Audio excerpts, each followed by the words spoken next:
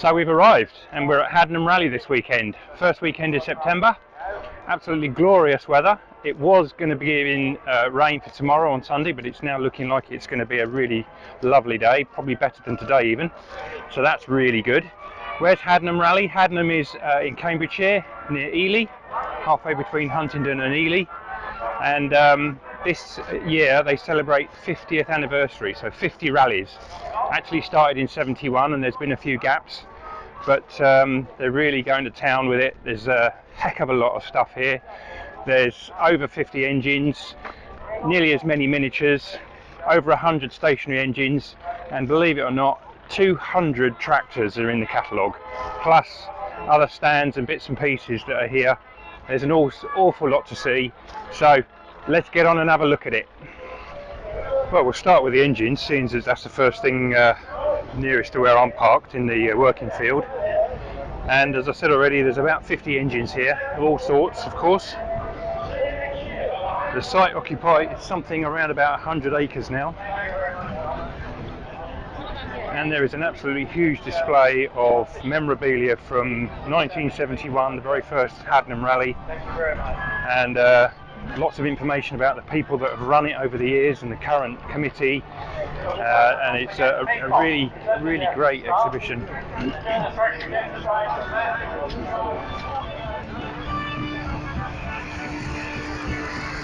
Big thank you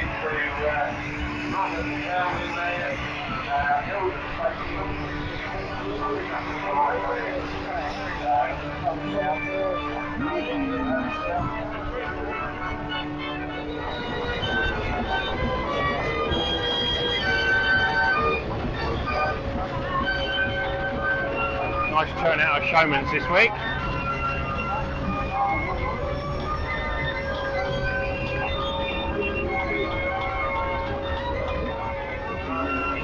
Some of these very, very famous engines. Carry On's very famous. A couple of them have appeared in films over the years.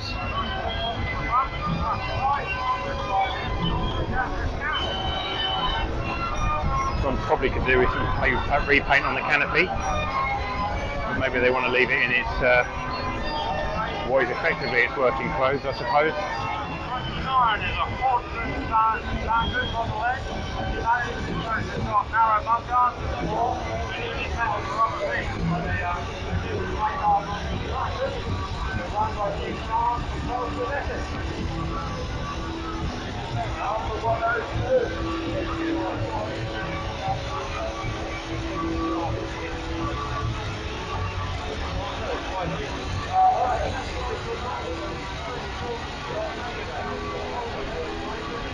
There's so much to see at this rally, it's really quite incredible.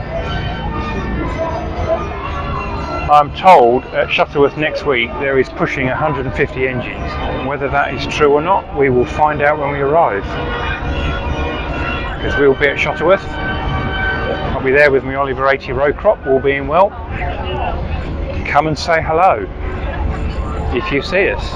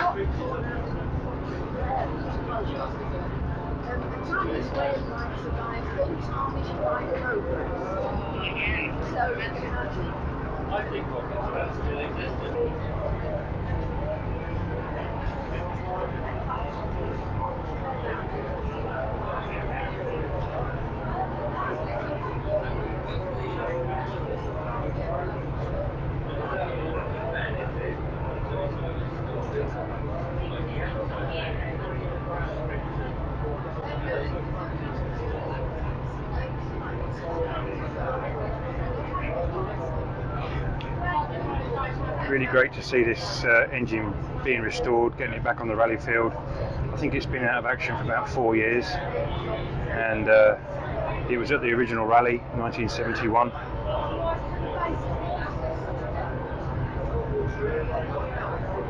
Have a pause of the video if you want to read all about it. And there it was in its working days, and its original bill of sale by the look of it.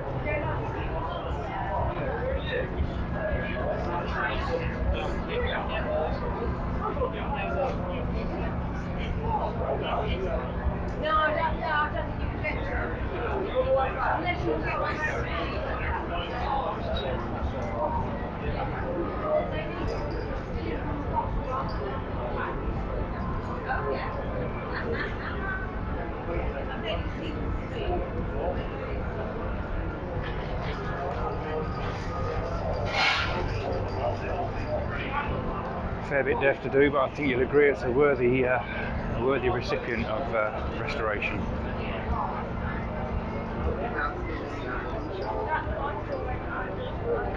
Right the way through to 2008, they had a celebrity come on Sunday and open the show, and there's a lot of faces on there from my childhood TV watching days. Actors and actresses, pastry models, the Wurzels, if you remember them. Gosh, there's some memories on there.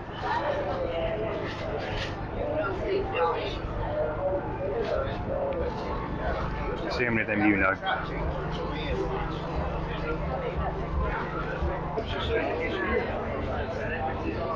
There's some biographies of present members, the committee. Quite a few memories on there, people looking back, how it used to be.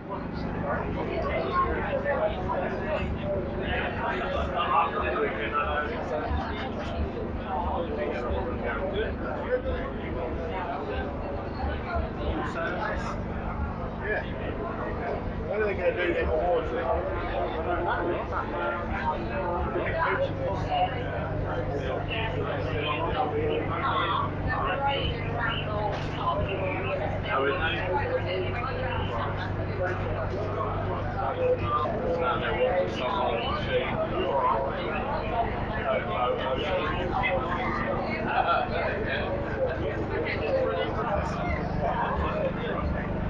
This display is pretty much dedicated to Thurlow Non-Standard Limited. Started in 1875, still going today. That's TNS. Started out as Thurlow, George Thurlow. Agricultural engineers, dealers, merchants, supply engines, machinery, equipment for agriculture. 150 years, now got 700 plus employees, and covers pretty much most of Suffolk, Norfolk and Cambridgeshire.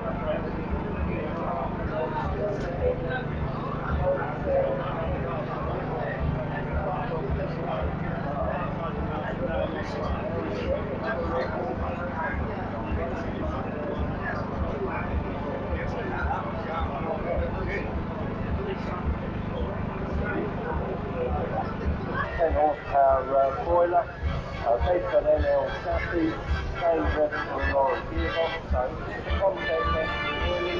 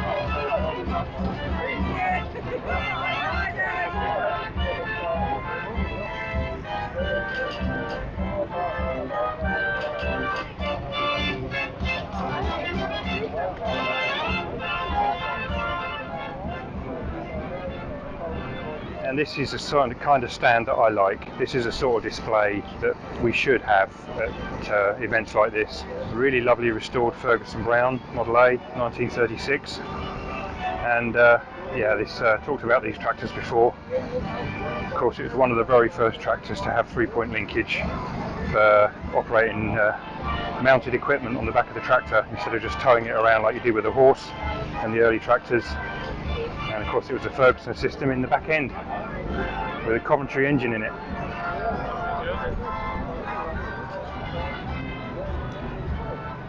Early 1930s Massey Harris, general purpose. One of the first four-wheel drive tractors of its type.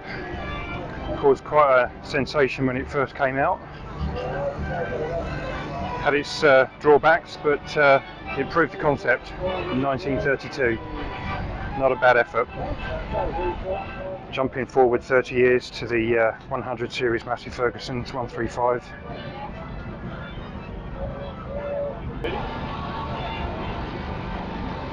Now, I'm not into Moggy Miners, but this is a fantastic restoration, and whether it was an original Thurlow, another fantastic restoration of an iconic tractor. Does it matter to this? No, not really. It's absolutely beautifully signed Ferguson, fantastically restored, 145, 2025 of a tractor. How things have changed. This is like driving, well, compared to a Ferguson Model A, this is just luxury personified when you're a farmer. Absolutely phenomenal looking machine.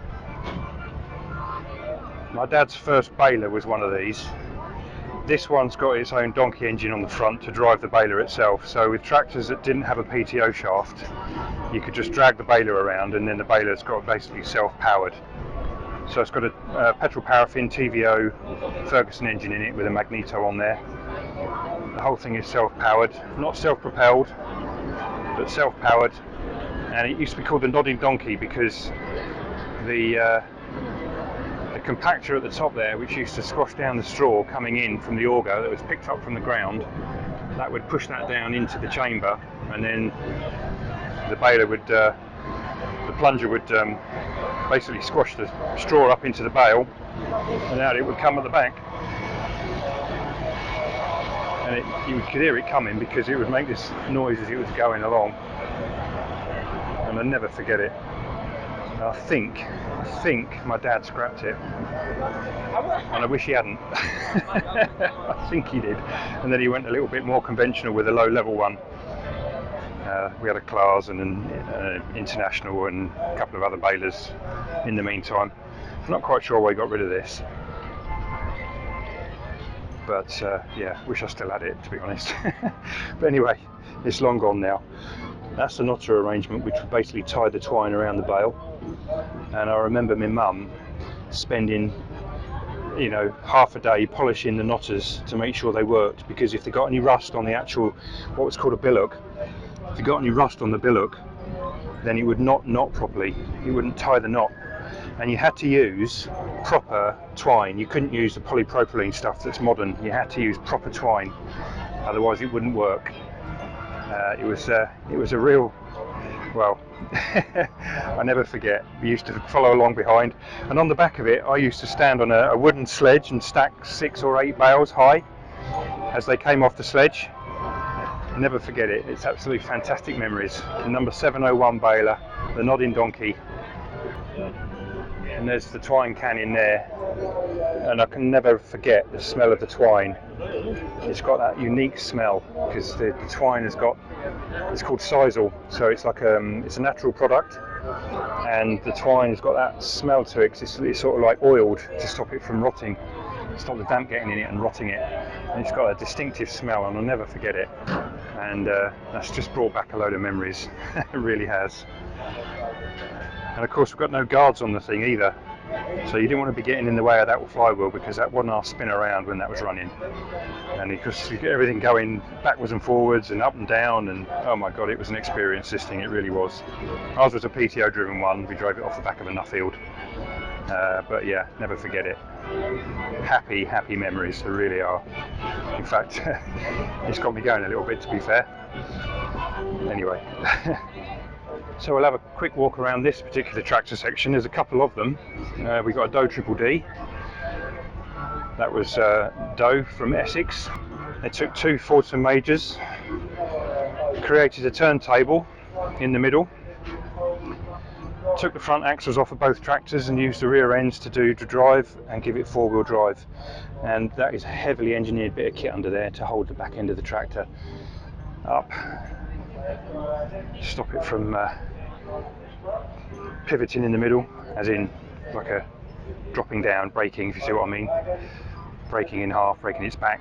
Really heavily engineered, and you'd probably pull 5 furrows with this thing, possibly 6 on light ground, and that's quite some going in the 60s when really people were still only using 2 or 3 furrows. This could double the output, but then of course you've got double the tractor. Quite a unique machine. A lot of people have tried it since with Ferguson's and other Fords, and I think Alice Chalmers did it in America, Oliver did it, I think John Deere might have done it, and other people subsequently have done it as well in their own sort of like home workshop or farm workshops. Thought they'd have a go at a project and put an articulated tractor together using two old tractors. Some of them are sanctioned by the manufacturer and some of them are just done in the workshop because it's felt like a good idea at the time. Anyway, really iconic looking machine and very unusual, quite collectible as well. A couple of big cats, D2 and a D4. Nice little W4 International, another D4 Caterpillar.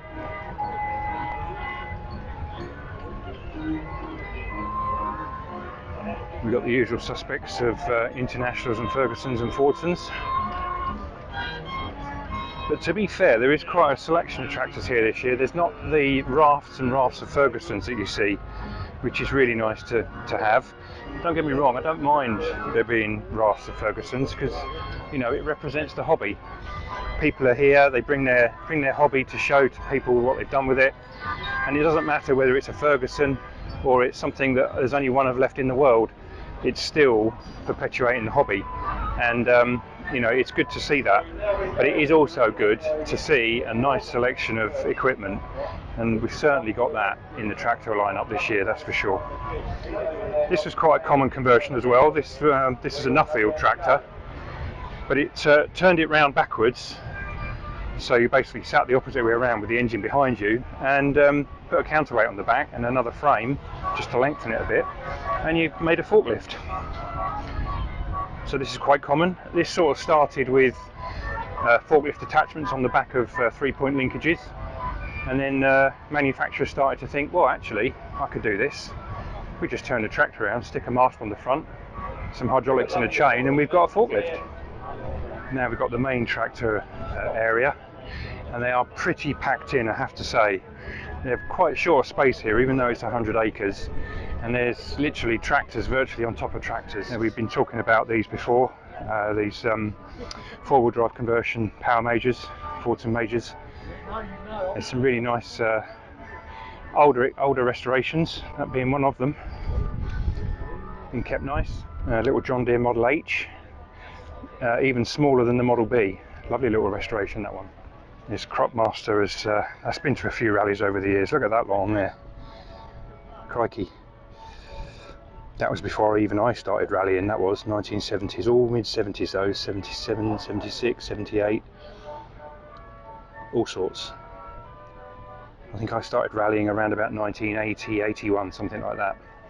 So that's been around a few years.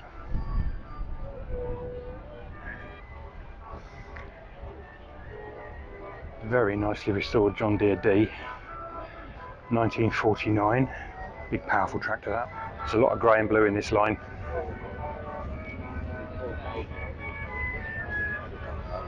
But what I'm heading towards is this Haddenham diesel crawler. Look at this. This is a beast, isn't it? This is a beast. Gosh. Haven't heard it running, but I bet it sounds fantastic. That looks like a seriously purposeful machine, doesn't it? It really does. That'd be nice to see that ploughing. Don't know if they're 2-stroke or 4-stroke, these diesels. They could easily be 2-stroke, although it has got glow plugs by the look of it in there, which probably means it's a 4-stroke. But I may be wrong.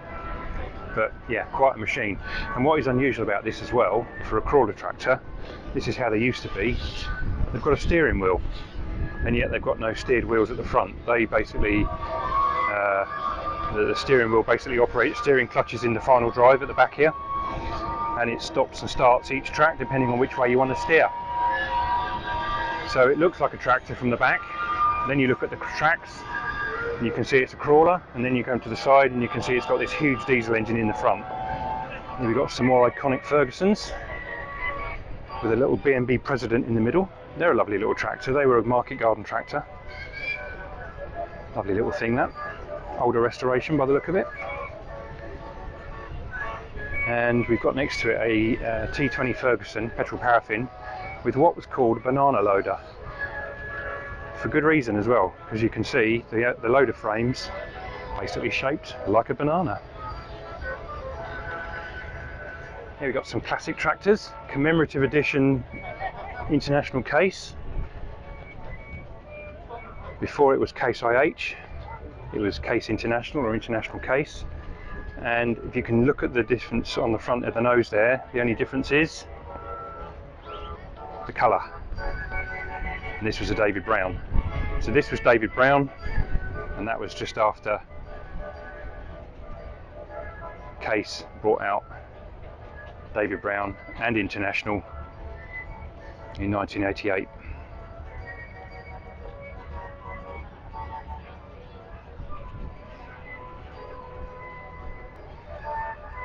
Now look at this. This was a thing back in 1988. Back British food, back British farming. It's about time we did that, because if we don't keep our food security up, we are going to be stuffed. I don't want to get political on the channel, but yeah, we've got to look after the farmers, because if we don't have farmers, we don't have food. If we don't have food, we don't survive. Or we've got to go and buy it from the Russians, or the Americans, or the Chinese. Food for thought. I do love patina tractors. Oh, isn't that funny on the look at the plastic letters on the number plate. It's almost like Salvador Dali's been there, made them all melt with all the heat off the radiator. And much to my delight, we have a couple of Olivers here. This is an Oliver 80 Standard, and I am an Oliver person. I like Oliver tractors. Can't deny it. I just like them. They're not very common. This was a particularly excellent ploughing tractor in its day. It was a bit larger than the standard Fordson, but it did do the job very well. And there was quite a lot came over in the war. And this is obviously the standard version to my row crop, which I did a video on the other week when I recommissioned it for going to wheating. And yeah, this is an older restoration. Clearly it's not original, otherwise it'd be very rusty. But nice to see it in its effectively working clothes. And next to that is something that you don't see very often at all at rallies, and that is an Oliver 70. I've got one, of course. You've probably seen that on the channel at some time when we've done stock fold and things like that.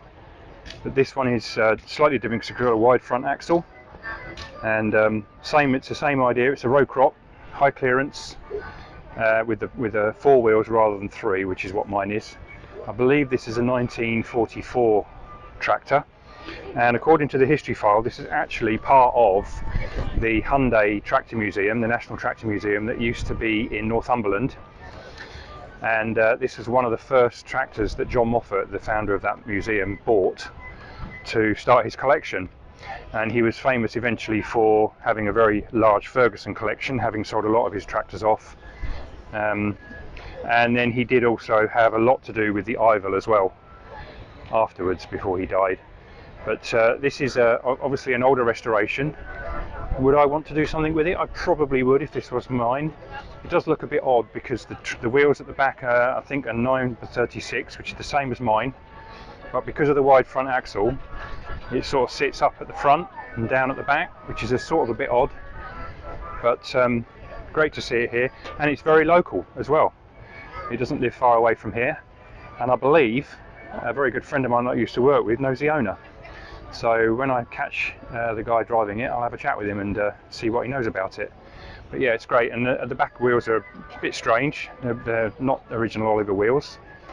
A lot of the tractors that came in the war, they didn't come with wheels on. They actually came without wheels, and then they were fitted with usually Dunlops or Firestone wheel centres. And these actually, you've got Dunlops on the front, cast iron, same as mine. Mine are Dunlops as well, but slightly different design. And the back wheels also on mine are a Dunlop design too. Not seen this before, so I don't know. They're cast iron, so they're very, very heavy. But really odd that they've got sort of like a completely closed in centre. But nonetheless, got PTO on it as well, same as mine has. So yeah, really, really lovely to see 2 Olivers, 70 and an 80. Now this is a very rare machine. This is an Austin, and yes, it is Austin Cars. Those of you car guys out there, you will recognise that badge. It is an Austin. Austin did build tractors back in the 20s. They eventually ended up being built in France, and a lot of them are French Austins. The English ones are quite rare. This one is a French one, came from Toulouse. And I was talking to another friend of mine earlier who's also got one of these, which he believes is a British Austin, but it's badged up with French badges. But he says all of the nuts and bolts on it are all BSF and Whitworth, which means it's probably an English tractor. And what used to happen was very much like these days. What they did was they basically sent out all the bits and pieces to the French factory from England and built the tractor in the French factory, and then that avoided taxes and tariffs, and then they came back here and sold them as British tractors. A lot of these you find in France, but this one is an exceptionally beautiful restoration. Obviously not painted, but you can tell this guy has really gone to town with the proper hose clips, shining up all the brass bits. Absolutely fabulous restoration stroke renovation. I mean, it is absolutely great. I know the guy owns this, and he really looks after this tractor. It's lovely, absolutely lovely. Let's take a walk down the commercial line. Lovely Scammell Bedford Arctic wagon. Why is it Scammell? Because it's got a Scammell coupling on the back. So you've got the Bedford chassis, and there's the Scammell coupling. Because Scammell were big in making heavy haulage equipment. That's a really nice exhibit actually. Beautifully restored. Really like that. And there's the coach version of the Bedford with a dual coach body on it. A bit iconic, you see these a lot, and running special tours and things, and in fact this one does exactly that. So if you fancy hiring a luxury vintage coach and you live close around Cambridgeshire or even a bit further far afield, then this is the thing to hire.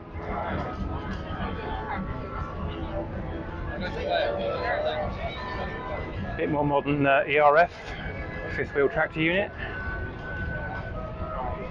And there we got a Scammell heavy haulage tractor.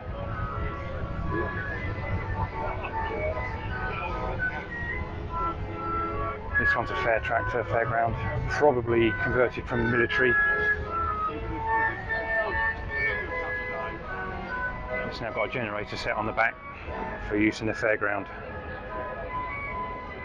It's probably seen service in the war. It was actually a tank transporter in 1944. Beautiful Gardner engine in it.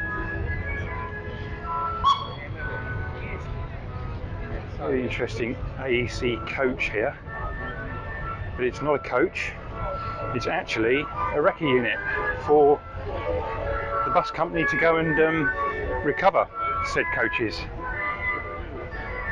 So what looks like a coach at the front, it's got a huge crane at the back to lift the bus off the ground and tow it back to the workshop to get it repaired.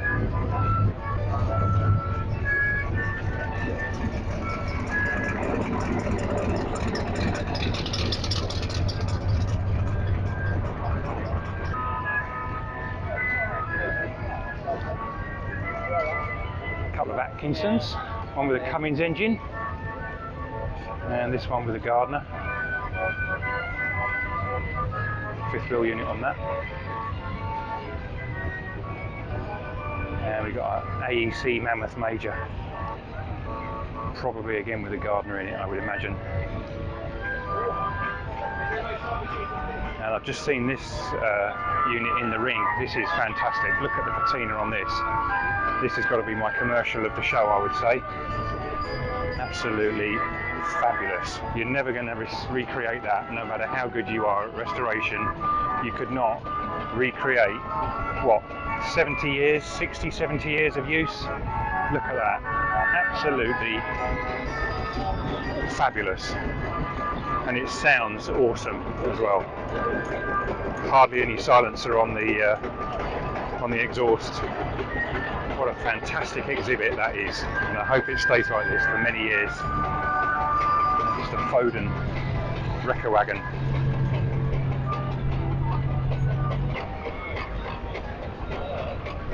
A lovely little Dennis flatbed truck, 1300 weight, so what's that, a ton and a half.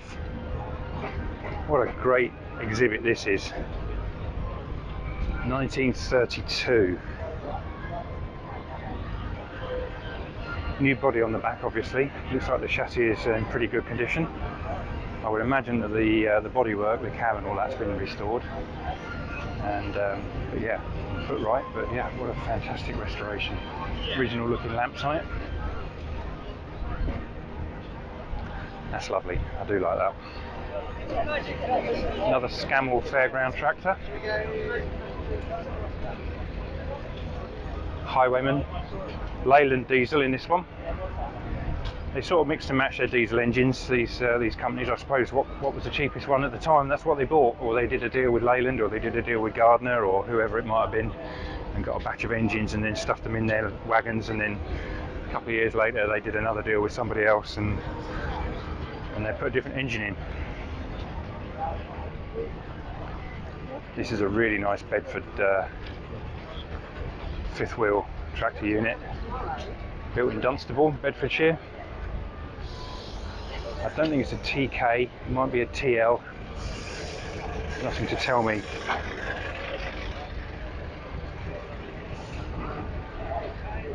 Slightly bigger than the TK version.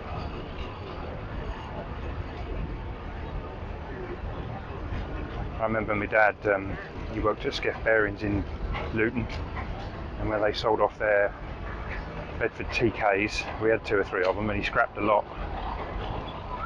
Now I always do like something a bit different, and this is a 1942 GMC, General Motor Company, 6-wheel drive, Jimmy it's called, presumably that's his nickname. It was originally a troop carrier, been fully restored, and it's got a Perkins diesel engine in it, 6-cylinder, P6, which would be a British edition, I would imagine, although maybe the Perkins engine was put in at a later date, because if it was a GMC wagon, a military USA wagon, then it would have had an American engine in, presumably. But great exhibit, I really like this. It's got a big beaver tail on the back, but that's pretty high. I wouldn't really want to drive a tractor up there. But nonetheless, really unusual looking exhibit. Nice to see something different.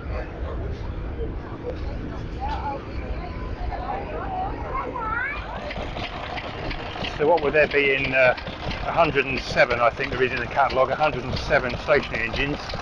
We'll take a walk along the line to see everything working. But I shall only probably pick out some of the more interesting exhibits, of which this is one.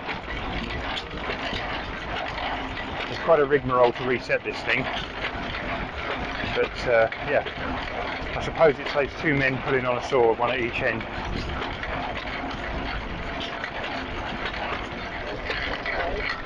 I'm not entirely sure if it had been chromed up in the day, but this one has certainly been blinged. He's just about to reset it, so he can cut another bit off the end of the log. Now, if you're watching what he's doing, lift up the saw blade, hooks it on that stay there, and puts the guide on the front. The guide makes it basically cut straight, so it doesn't veer off to an angle. He just unclamps the log behind the saw blade there, raises up the front a little bit, and he pushes the log through.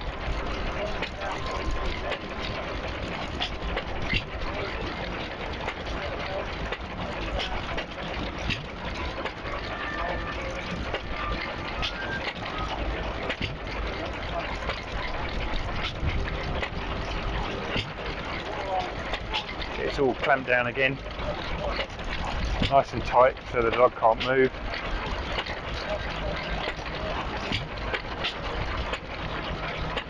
Takes the stay off, rests the blade on the log, and any time now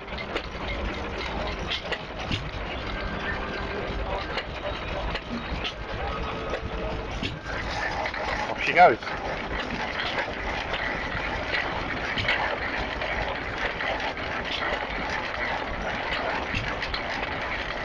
It's a really nice hit and miss Bamford corn mill on there.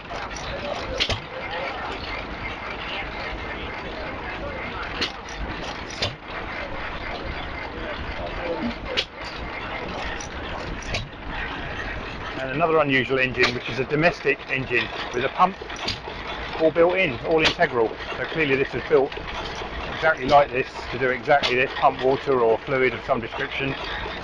But again, another open crank hit and miss. And just really great to see everything working. Nothing's enclosed, it's all there on show, you can see how it works. It's just fantastic. A couple of hit and miss. We've got a little jumbo, a Nelson engine,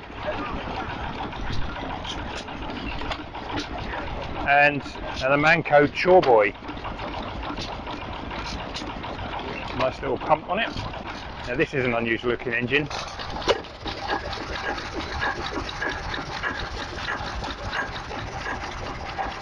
Economy gasoline engine, improved model. I have no more information about it at all. Got a case of little and large here, two Petters, pretty much identical except for the size. They've got a lovely sound to them, Petters, haven't they? They really have.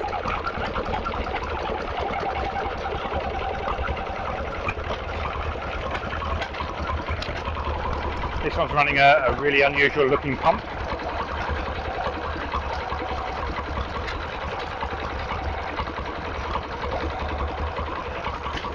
There's the Ruston with his ducks, seen them at Wheating I believe. Yeah, that's an unusual looking Amanco with a finned cylinder barrel to keep it cool. It's interesting, instead of the water cooled version. I should imagine that's quite rare in fact. And I really like this exhibit with the drill and all the belt drive for this pedestal drill here. That I really like. You couldn't just drill a hole, could you? You've got to start the engine up and mess around and fit the belts, and you just want to drill one hole. It'd need to be for production, wouldn't it?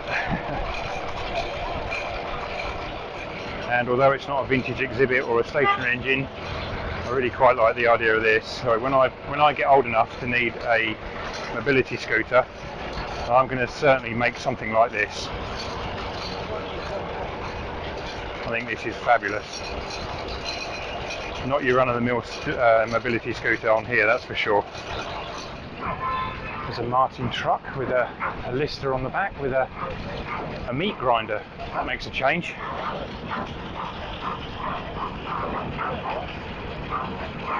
Water pump. This one's got a power hacksaw with it. A little Petter engine on there. That's in the same sort of things in the back of my cement mixer. And you can probably hear in the background a cement mixer, but it's not got a Petter on it.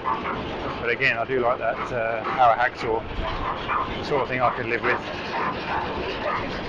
And here we've got, and this is not something you see very often at a steam rally, literally a working cement mixer. I've got something very similar to this with a Petter engine in it, which will start without a blink of an eye, and it will sit for years. I've had it probably sat 10 years. I put some petrol in it a while back, swung it over, and away she went. And it still mixes concrete like it did when it was new. Mine's a Parker. Might be something I'll do something on the channel with one day. Something different. So here we've got a bit of an odd thing. We've got an economy engine driving a compressor, which is then providing air to drive that steam engine. That's unusual. That's quite a clever idea.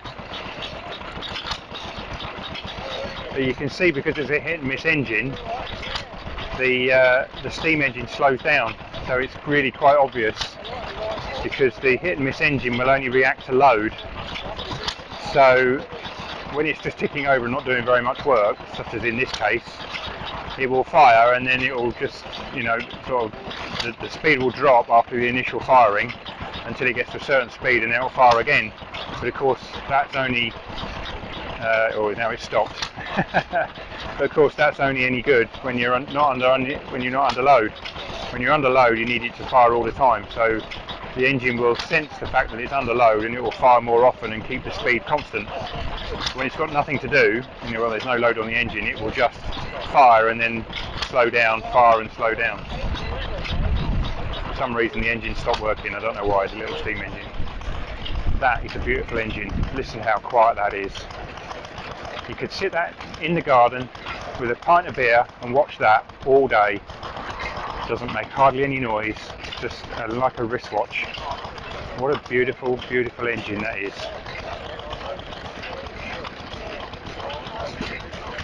Wow, that is lovely.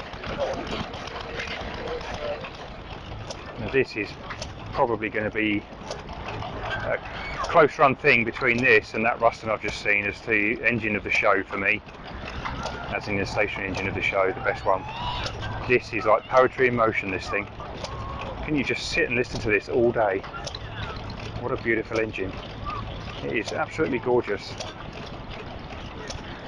And that's quite a clever idea. So you've got a Lister D running a reduction gearbox with a cut down Lister D inside. What a good idea to do with a Lister D, to see how an engine works. That is excellent. That is a really good exhibit.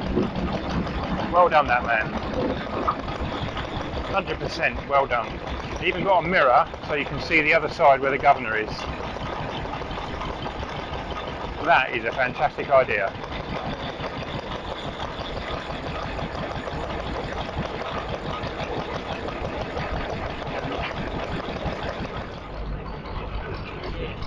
Beautiful Amanco there. That's beautifully restored and beautifully painted as well, lined out and everything. That's really lovely.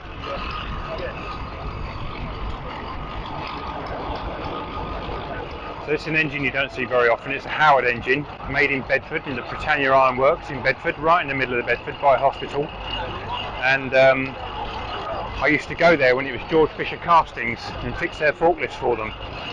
And I never knew at the time that it was actually, originally it was Howard's original foundry where they built a lot of engineering machinery, agricultural machinery, cultivators, steam engines. They dabbled in steam engines for a while. but they're well known for their cultivators and tillage machinery. Obviously they built small engines as well, relatively small. This one's a big one, of course. 15 horsepower, 1902. Running on gas now, but it says an oil engine, so whether it used to run on something a bit thicker, I'm not really sure, but a pretty rare specimen, I would say. You don't see these very often, I would think. So yeah, great exhibit. And next to that is a very lovely Hornsby lamp start engine, 1909, 9 horse. It's an unusual make, a Myrick from New York. Very nice Hornsbys, that's for sure. They're lovely engines, aren't they, Hornsbys? They really are.